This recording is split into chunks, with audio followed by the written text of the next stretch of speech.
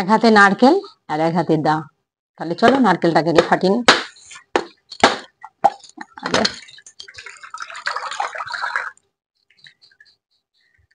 নারকেলটা দেখো কেমন ভাবে ফাটানো হয়ে গেছে, এবড়ো খেবড়ো ভাবে ডিজাইন করে নারকেলগুলো ফাটানো হয়ে গেছে।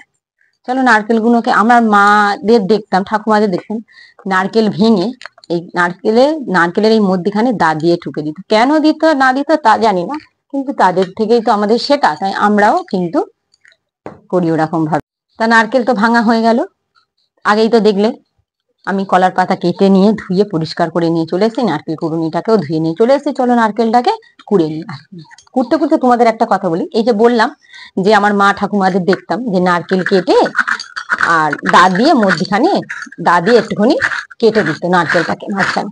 তা আমি যে বললাম আমি কিন্তু জানি না, তোমরা যদি কেউ যদি জানো অবশ্যই কিন্তু কমেন্টে কিন্তু জানাতে কিন্তু আমাকে ভুলবে না, কারণ সবাই সবকিছু জানবে তার তো না, অনেকে অনেক কিছু জানে না।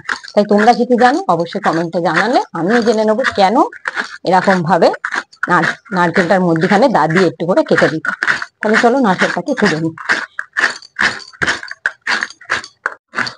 একটা মালা নারকেল আমার কোড়া হয়ে গেল, অনেকটা হয়ে গেছে। এবার বাকি আছে ছোট নারকেলটা। দেখো নারকেল কুড়তে গিয়ে একটা নারকেল কিন্তু কুচি কিন্তু পড়েই গেল। আমি আজকে এরকম নারকেল কুটছি, আমার একটা কথা মনে হচ্ছে যে আমার মারা যখন এই তালের বড়া বলো পিঠে বলো বানাতো, এরকম নারকেল কুটতো তো আমি এরকম বসে থাকতাম, বসে বসে দেখতাম কুটছে, আর আমরা সুসুর করে তলা থেকে হাত দিয়ে নারকেল খেতাম। এই এখন নারকেল খাবি না, অত খাবি না, ঠান্ডা লেগে যাবে, এরকম বলছি। দারুণ মজা লাগতো কিন্তু বল। বা হাত পেতে থাকতাম, একটু দাও না, নারকেল কোড়া করছো, একটু দাও, কাঁচা কাঁচা খাই। কাঁচা কাঁচা নারকেল খেতে কিন্তু খুব ভালো লাগে, কিন্তু আবার যাদের ঠান্ডা রে আছে তাদের কিন্তু চট করে আবার ঠান্ডাও লেগে যায়।